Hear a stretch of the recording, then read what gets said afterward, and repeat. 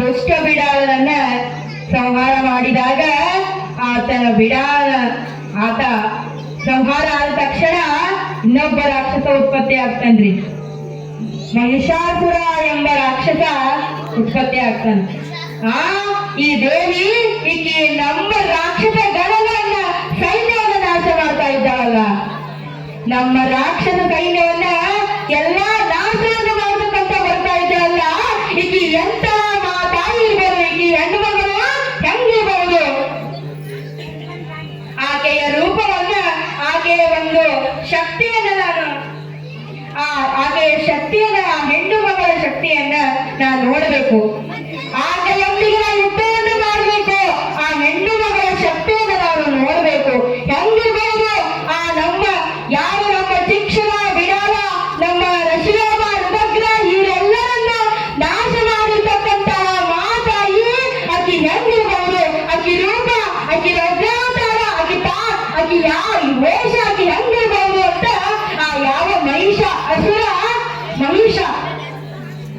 ಮಹಿಷ ಅಂದ್ರ ಈತನ ಜನನ ಎಮ್ಮೆಯ ಹೊಟ್ಟೆ ಒಳಗಾಗಿರ್ತೈತ್ರಿ. ಈತ ಎಮ್ಮೆಯ ಹೊಟ್ಟೆಯೊಳಗ ಹುಟ್ಟಿರ್ತಾನ. ಯಾವ ಎಮ್ಮೆಯ ಹೊಟ್ಟೆಯೊಳಗ ಹುಟ್ಟಿರ್ತಕ್ಕಂತಹ ಮಹಿಷಾಸುರ ಆ ತಾಯಿಯೊಂದಿಗೆ ಯುದ್ಧವನ್ನ ಮಾಡಕ ಬರ್ತಾನ. ಯಾವ ರಥದ ಮೇಲೆ ಕುಳಿತುಕೊಂಡು, ರಥ ಆತ ಏನು ಚಲಿಸ್ತಿರ್ತಾನಲ್ಲ, ಆ ರಥದ ಮೇಲೆ ಕುಳಿತುಕೊಂಡು ಆ ಮಹಾತಾಯಿಯೊಂದಿಗೆ ಗಲಭಾರವಾದ ಯುದ್ಧವನ್ನ ಮಾಡ್ತಾನ.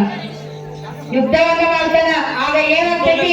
ಆ ತಾಯಿ ಆತನ ರಥವನ್ನು ನಾಶ ಮಾಡ್ತಾಳ. ಆತ ಏನು ಕೊಟ್ಕೊಂಡಿರ್ತಾನಲ್ಲ ಆ ರಥವನ್ನು ನಾಶ ಮಾಡ್ತಾಳ. ಆ ರಥವನ್ನು ನಾಶ ಮಾಡಿದಾಗ ತನ್ನ ಸೈನಿಕರಿಗೆ ಹೇಳಿ ಇನ್ನೊಂದು ಹೊಸ ರಥವನ್ನು ತಯಾರು ಮಾಡಿಕೊಂಡು ಮತ್ತೆ ಹೊಸ ರಥವನ್ನ ಅಡರಿ ಮತ್ತೆ ರಥದ ಮೇಲೆ ಕೊಟ್ಕೊಂಡು ಆ ಯುದ್ಧವನ್ನ ಮಾಡ್ತಾ ಇದ್ದಾನೆ. ನಡೀತು ಯುದ್ಧ. ಈ ಮಹಿಷಾಸುರ ಹೆಸರೇ ಸೂಚಿಸುವಂತೆ ಮಹಿಷಾಸುರ, ಮಹಿಷ ಅಂದ್ರೆ ಕೆಟ್ಟ ರಾಕ್ಷಸ.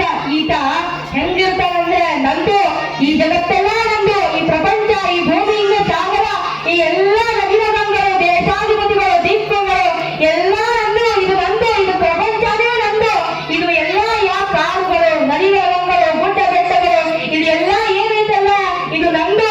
ನನ್ನ ಪ್ರಪಂಚದೊಳಗೆ ಇತ್ತು ನನ್ನ ಸೈನಿಕರನ್ನ, ನನ್ನ ಸೈನ್ಯವನ್ನ, ನನ್ನ ರಾಕ್ಷಸಗಳನ್ನು ನಾಶ ಮಾಡ್ತಾ ಇದ್ದಲ್ಲ, ಈಗ ಎಂತಕ್ಕೆ ಇರ್ಬೋದು ಅಂತ ರಥದೊಳಗೆ ಕೂತುಕೊಂಡು ಯುದ್ಧವನ್ನ ಮಾಡಕ್ಕೆ ಪ್ರಾರಂಭ ಮಾಡ್ತಾ ಇದ್ದಾನೆ.